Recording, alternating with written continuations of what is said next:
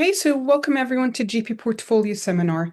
My name is Dr. Salma Mutari. I'm one of the salaried GPs here in the Northwest area, and I'm just going to take you through what exactly is needed from you as a GP trainee in your portfolio, and I'll take you through exactly how to use 14Fish.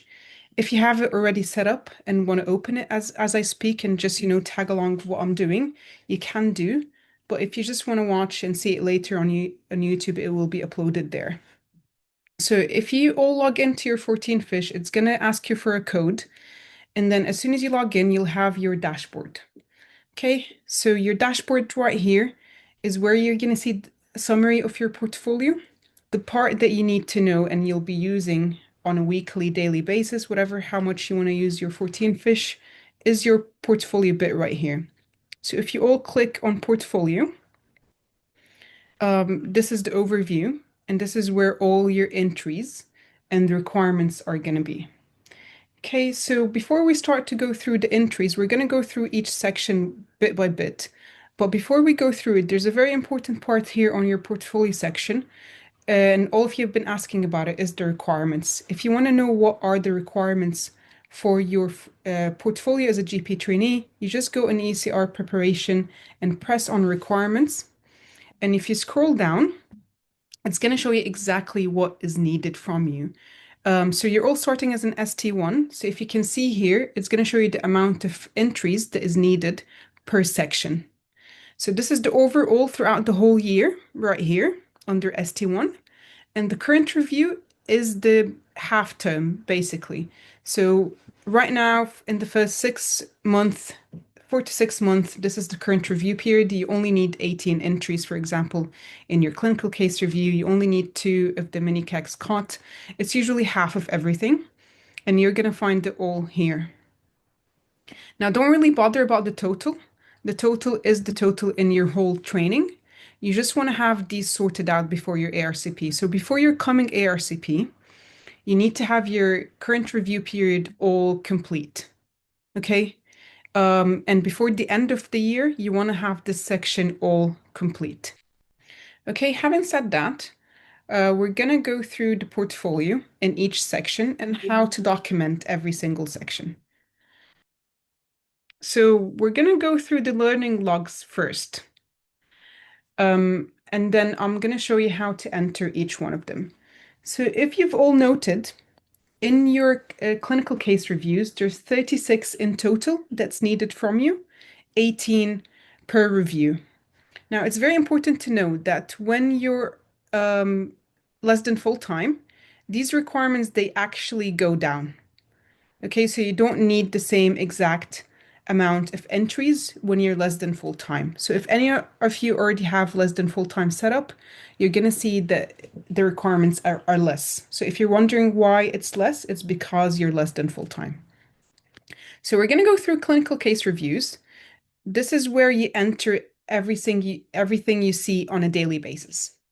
Okay, so any cases that you've seen, any cases that you've observed, it doesn't have to be clinical. It can be things like ethical or safeguarding stuff. They all go in the clinical case reviews.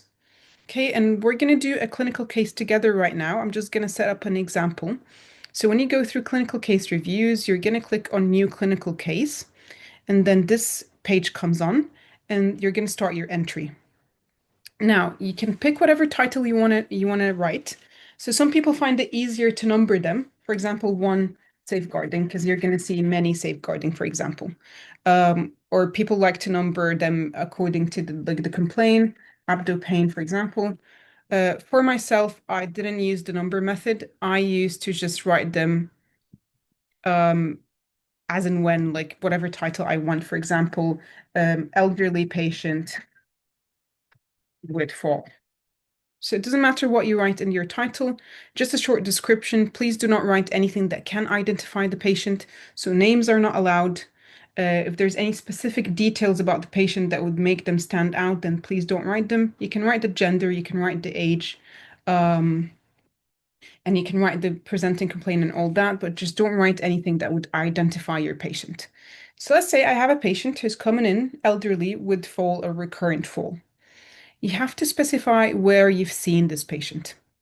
Okay, so you're going to set your date. And it's important to know that you can write in retrospect. So let's say I've seen this patient last week. I can actually write the entry so I can change the date. It doesn't have to be that you're writing the clinical case reviews as you see them. So normally some trainees would just use their SDT time or they would use the weekends to write a bit in their portfolio. So you can backdate them, that's fine. So let's say I've seen this patient on Monday. I'll need to write where I've seen the patient. Most of the time, it's GP surgery or hospital, and of course, home visits. The others, we don't use them much until we get to the out of hours kind of thing. But let's say I've seen this patient in hospital. I'll write a very brief description. So I can say, so a 83-year-old lady who is coming in with recurrent falls. For example, let's say no head injury, no loss of balance, and well. So I'm just writing a short summary. Of course, when you have time, you can write it in more details, but in the brief description, you're not expected to write like a very big like history of presenting complaint like you do in your consultation. You just write a brief description, and it's because when we're going down, we're gonna rewrite things again. So you don't want to be rewriting things over and over. You just want to give a brief description. Now, you've written your brief description in whatever way you want to write it. You'll have to tag this patient to certain clinical experience groups. Okay, so let's say this patient is someone with long-term condition, for example. So you're going to pick long-term condition. Let's say this patient is someone who's elderly. So this is an 83-year-old patient, quite frail, so I can pick that as well. You don't have to necessarily pick two, but sometimes it makes it easier to sort out the requirements. So we've done that, and then we have the capabilities. And your capabilities is what you link the cases to. And as you can see here, there's a few to pick from. So let's pick, for example, data gathering. So you feel like you've done a good job in data gathering, and this consultation was more about just gathering data and the social history of the patient. So you're going to pick data gathering. So pick a full history, including psychosocial, for example. Patient lives alone. And so this is where you write more details. Now, again, as you've seen in the brief description, it's one or two lines. In your capabilities, you can write as much as you would like. I would say don't write paragraphs and paragraphs because it's going to be difficult for you and for your supervisor to go through them in the ARCP, but try to be as descriptive as possible. You're writing in. When you're done with your description, you're just going to write add capability and it goes in. If you feel like, no, I want to edit it or I want to delete it, then you can just go ahead and delete the whole entry. Okay, and it just goes. Um, let's say we've picked a few add capability.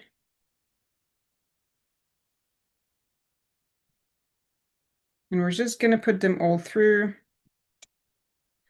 And now you have your three to this case. You have to fill in the reflection and the learning needs.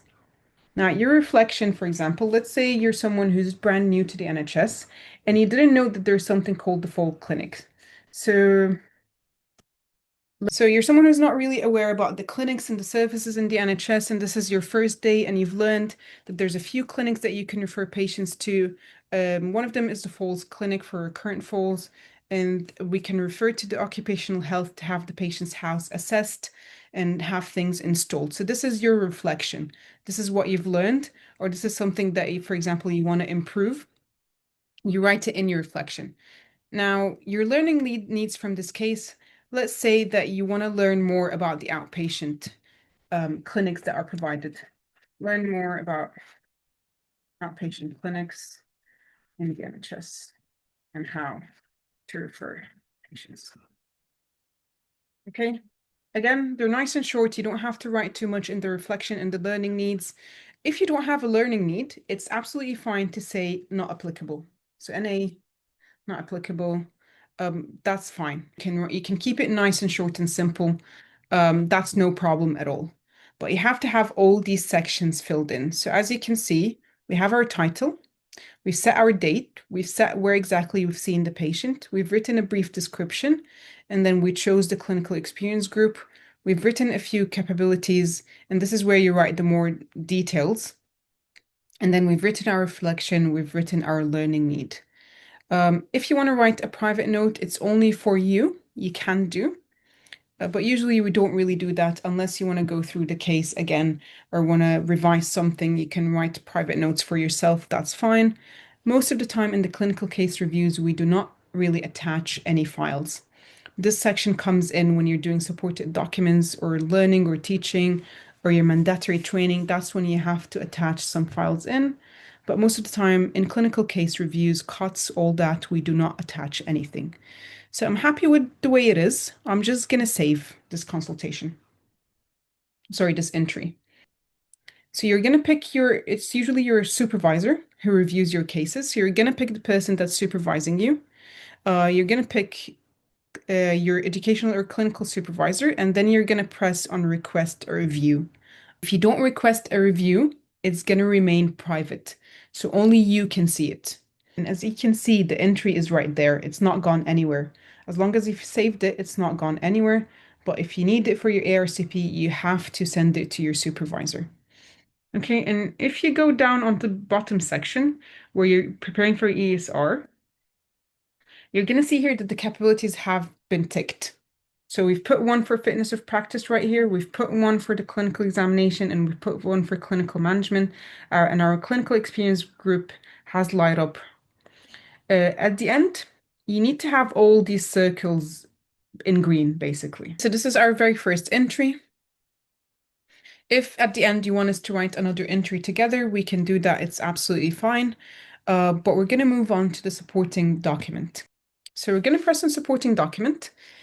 Now, a good thing to know about FourteenFish is that everything is explained in it. So if you don't know what this section is for, this is mainly for your teaching, but if you don't know what a section is for, you can just press on information and you can have a read and see what exactly this is for. Okay. The most thing that we use supporting documents for is for your learning. So any portfolios, any tutorials, courses that you've done, any seminars that you've attended, like the one from today, you can actually put it on your portfolio. Any unscheduled or out of hours, and we're going to talk about it towards the end. Again, it goes in supporting documents. So your GP teaching, your courses, it all goes here. Okay, so let's put us a teaching entry together. So again, you'll need to write a title. And let's say a GP portfolio seminar. You've attended it today. Brief description is basically introduction seminar. Again, you can write a private note and you can link. So the clinical experience group. So this it's not really related to anything.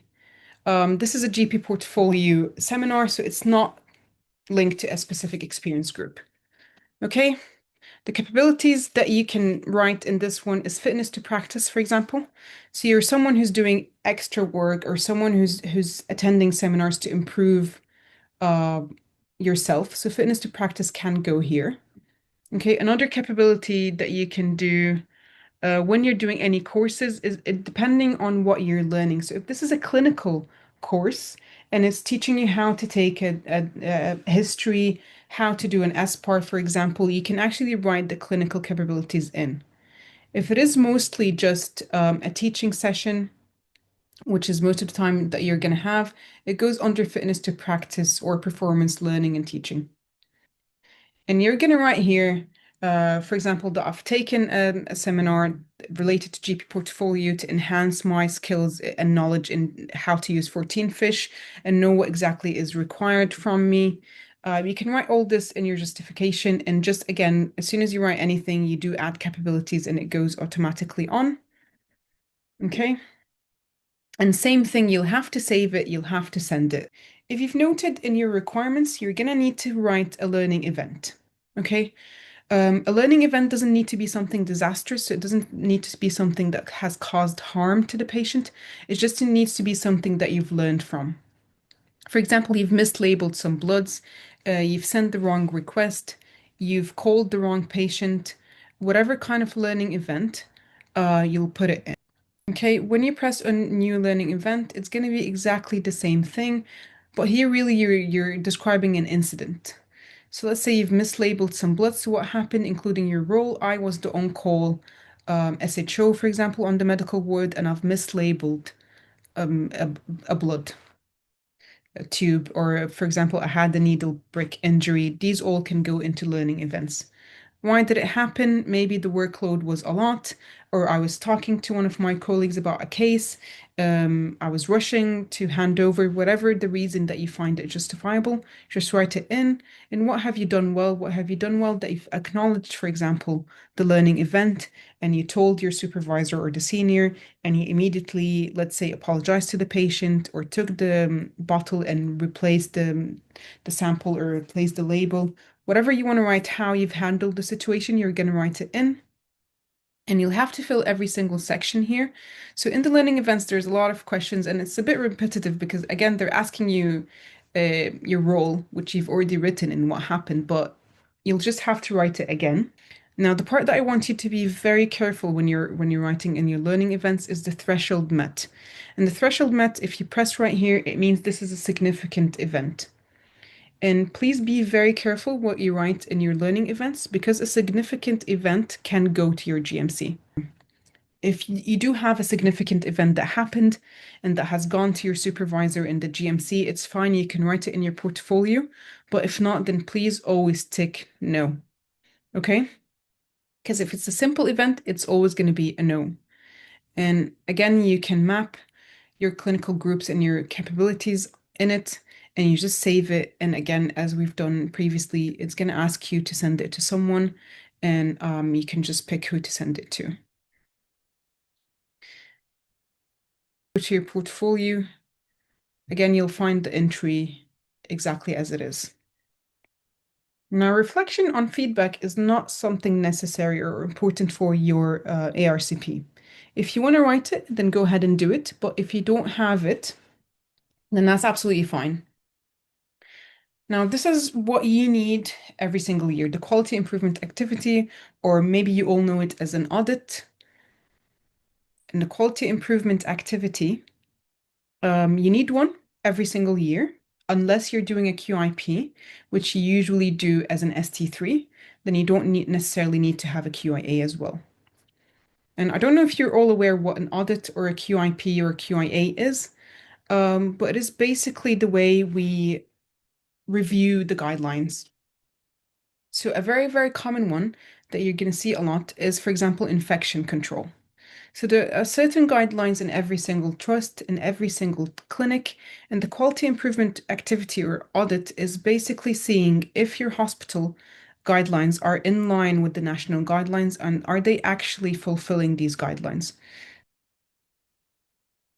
Now, just before we jump into prescribing, because it's only required from you as an ST3, Um, when you're doing your QIA and your QIP, and you've just discussed it with your supervisor and everything, I just want to note what is the difference.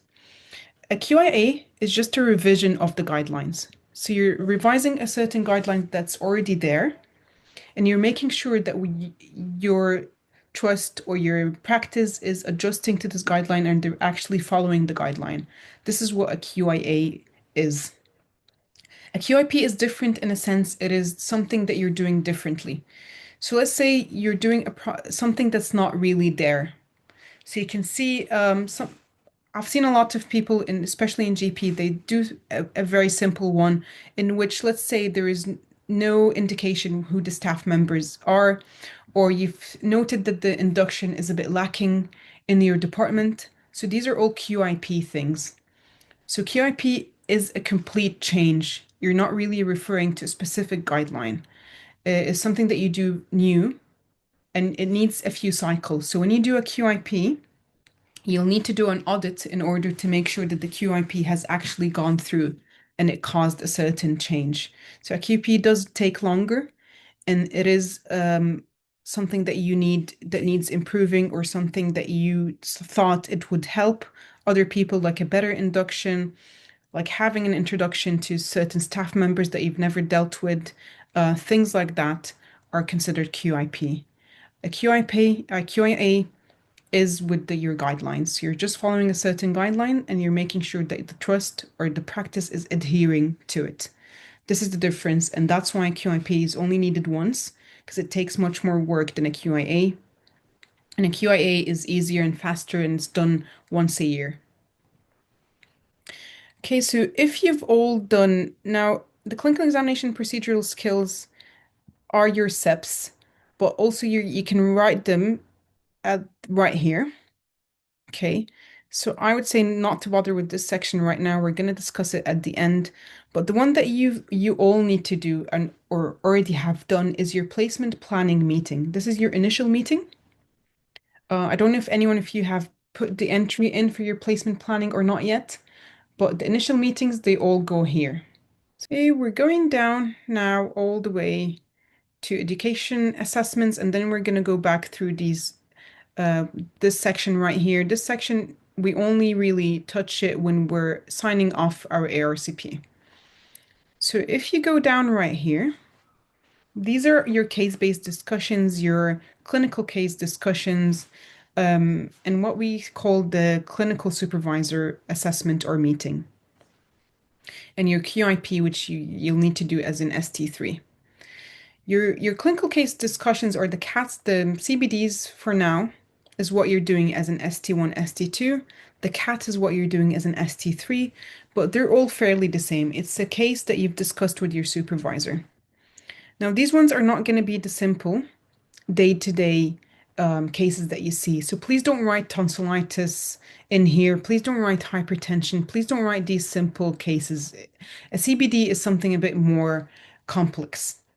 Safeguarding can go in here.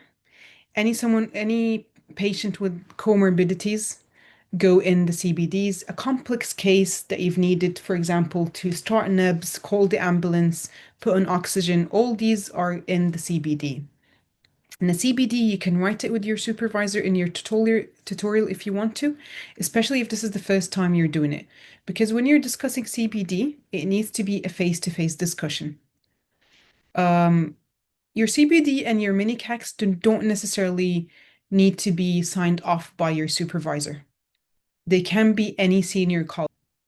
Now, the clinical part goes in the COTs or the mini CACs. The COTs and the mini CACs are more to do with your hand skills, are more to do with examination. So let's say this is the first time for me to learn a nerve block. And I found it interesting and it was quite good. Then I can write it here. Someone who came with a femoral fracture, I've done the nerve block myself under supervision. You can send the mini CACs or COTs for it. When you're in the hospital, rotations, it doesn't necessarily have to be relevant to your GP. So of course, when we're in a GP setting, we're not going to do nerve blocks and all that. But if it is interesting, just write it in. Like you've done an ultrasound, you've done a block, you've done a certain examination, and you found the examination remarking, for example. Now, the parts for your SEPs, which are your clinical skills that's needed as a GP trainee. There's a few of them here, and as you can see, some of them are mandatory, which are the one in black, and some of them are just, if you want to put them in, you put them in. I would say put one entry at least for one of them. There isn't a specific number for SEPs, so you don't have to have, for example, let's say 10 prostate examination. You just write them when you do them, but be careful with these mandatory ones because at the end of your training, you'll have to have them all ticked. So whenever you write any clinical examination, they're going to come up here and the numbers are going to go up. And you're going to be aware what exactly you're still missing, what exactly do you need to do before your ARCP. So just look at your learning entries. Now we're coming towards the end of our portfolio, and the compliance passport is a very important part. You cannot sign your ARCP without having all your compliance passports in. So, the most important thing, you'll have to have your safeguarding level 3, both adult and children, in your compliance passport every single year. So, it's a yearly requirement. Now, when you're doing the courses for safeguarding, um, they're usually every 3 years, but you'll have to have the course in yearly, either through your own trust. They usually do courses for safeguarding. You can do it through RCGP. You can do it through any online website. A lot of them are free. You can do it through your learning hub, whatever way you want to do it, but at least you'll have to have the certificate at the end of your ARCP. So every year you'll have to have the certificate for both children and adult. And usually the safeguarding course, it comes two of them together.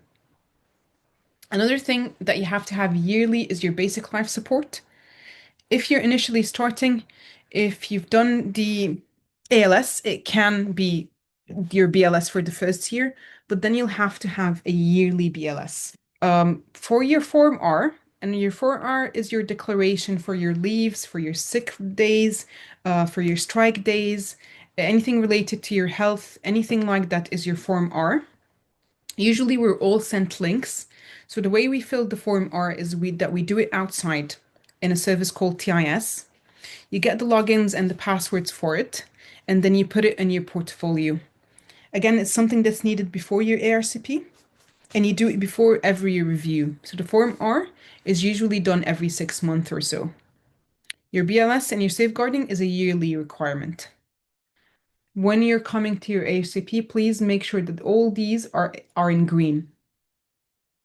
Now, a bit of a tricky part about the safeguarding that you wouldn't necessarily know on your own unless someone tells you is when you're doing the safeguarding, you have to have a case of safeguarding adult and child in your portfolio at least once a year. So when we're doing our mapping at the very end and we're signing off our portfolio, if there isn't a case of adult and child safeguarding in your portfolio, then you might not pass your ARCP. It doesn't have to be a case that you've dealt with yourself. It could be a case that you've heard of. So there is a lot of safeguarding meetings that happen in a GP setting. So if you've attended this meeting, you can write it in as your entry. If you're doing a tutorial, for example, and you discuss safeguarding, again, it can be your entry to write it in. If you've seen a colleague deal with a safeguarding case and you're just observing, you can write it as an entry. So it doesn't have to be you necessarily who does this safeguarding case, but there needs to be an entry somehow in your record for the safeguarding adult and child. Okay, so I think we've gone through everything we need to do in our entry section. Now, an important part to know before your ARCP is the prepare section. As you can see here, when you're preparing for your ARCP, you're going to come here because this is where it shows you what is needed, what is left, and so on. And you'll need to sign off all these forms. So your health, your propriety, your time out of training, your ESR, all these sections need to be signed off before your ARCP. Okay, so let's say I go to the health section and I don't have any issues. I just say I've not and I save. And this goes to every single form here. Just read through it and sign it off. Now, an important thing to know when you're signing your ESR, please don't sign this off unless you're happy with all your entries. Because as soon as you save and send your ESR sign off, your portfolio automatically locks. So you'll not be able to edit anything unless your supervisor has a look and then you unlock. So please do not sign your ESR sign off process until you've had everything sorted out. Now, the way you sort out your portfolio before your ARCP, so we've spoken about the requirements and going through each and every single one of them, but there's a section here that's called prepare. So if you all press on prepare, it tells you what you need to do before your submission. So this is what you need to write in and sign off before your ARCP. When you're doing your ARCP, all these red ones, they need to be saved and completely gone. So if you're going to your ESR preparation and there is still one of these red marks coming in, that it means that you're not ready yet and you need to finish them off. As soon as you're happy, this is the last one to do. So if you're happy that you've done everything and you just want your supervisor to have a look, then you just complete and sign off your ESR, and that means you're ready for your ARC. Is something that you need in your portfolio. You're not going to really see it anywhere in your requirements or your preparation, but it is needed, and you need at least 2 to 3 PDPs. And the PDP is your personal development plan. So set 2 or 3 with your supervisor. Again, this is something, a good idea to discuss in your tutorials. And PDP basically is what you think you need to develop and what you think is your learning requirement or your learning knowledge that you need from your training. So let's say I'm someone who's interested in special interest in dermatology. Um, and I want to develop this skill. So learning or development need, I would like to be competent in examining and diagnosing rashes, for example, or skin conditions, whatever you want to write, as I would like to have special interest in dermatology as I finish, for example. Okay, so this is your first PDP. Now, how are you going to achieve this goal? Take RCGP courses or Dermoscope courses, for example. Whatever your action plan is, you're going to write it here. Take courses, see more cases, at least see 5 cases of dermatology a week. Whatever you want to write in your agreed action plan, you're just going to write it in. And then you're going to write a target date. And usually the target dates for the PTP, just put them as far as possible. So initially, the first ARCP can happen around December time. It's usually around December. So just write it before your first ARCP. So let's say at the beginning of December, I want to be competent in dermatology and so on. Please do not write PTPs that are not applicable to where you are. So if you're doing, let's say A&E, PEDS, Obs and Gynae, expecting to see dermatology cases quite often is not a good PDP to write in. A PDP about pediatrics, for example, when you're on pediatric ward is a good one to write in. But if you're doing something that's not relevant to your PDP, then you're not going to be able to sort out your PDP in time. And it wouldn't make sense. Let's say certificates and clinical case view entries. Okay. And you just finish. I'm not going to do that because this is not actually my own 14Fish. So you just finish and then you can add another goal. Okay, so you write the goals so on and you finish and you save them. Now, when you're coming to book your exams, they're going to show up here. Your AKT, your SCA, you're going to find them right here. It's not expected from you to do the AKT in your ST1. It's usually expected in ST2, and your SCA, you can do it in your ST3 year. So these are your exam sections, and you just book them from your 14Fish right here. Now, the last part that I'm going to go through before we go through your questions is your feedback. Now, if you remember, when we were talking about feedback, we said that you need at least 1 colleague feedback a year and 1 patient feedback as an ST3. So I wouldn't really bother about your patient feedback at the moment, but we're going to talk about your colleague. Now, when you're doing your colleague feedback, you're going to notice here that you have clinical and non-clinical. And it's usually expected to have 5 clinical and 5 non-clinical in. Let's say it's towards the end of your A&E rotation, your PEDS rotation, whatever rotation you're in, and you had a good relationship with the team there, and you feel like they're going to give you a good feedback. You're just going to send through to their emails. So you're going to take their name, the first and last name, their email, and then you pick their job. So are they clinical? Are they non-clinical? And you just pick exactly who they are. They don't necessarily have to be doctors. They can be nurses, pharmacists, so on. And it is important to have a mix. So if you want to mix a bit of nurses, doctors, and so on into your feedback, it would be a good idea. And then you just add and you send it through. And as soon as you add, it just automatically gets sent through to them. Okay, so this is the very end of your portfolio and what exactly is expected and how to fill in the requirements. The very end of our seminar for your GP portfolio. I hope it was helpful. Now, I don't want you to panic. It's very easy to use 14Fish and you get used to it quite easily as well. It's just about practicing and using it. Um, if anyone's asking how many entries do I need to put in per week, per day, there isn't a specific one. At the end, it's just 18. Please do not come to the very end of your ARCP. For example, let's say in December and put all the 18 entries at once. This is not something that's acceptable. But we don't have to do daily or weekly cases, but at least I would say at least every 2 weeks, put an entry in. Okay, thank you all. And I'm just going to stop the share right there.